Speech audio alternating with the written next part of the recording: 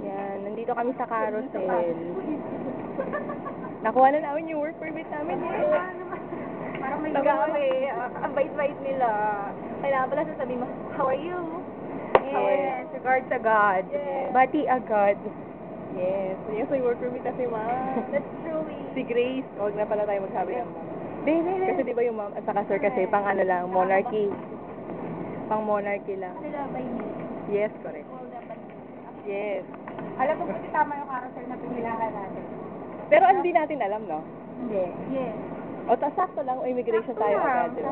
Yes. Tama. Hindi tayo. So, saan na tayo pupunta ngayon? Buti Ayan. naman kabisado ko gamit na itong babae ito.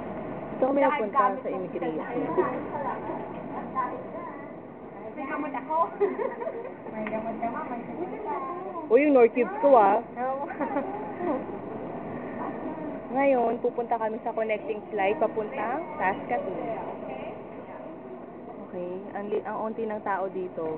Hinihintay pa namin si May at saka si Sharon. Si Sharon Lu pala. Pwede tayo umupo, di ba? Pwede.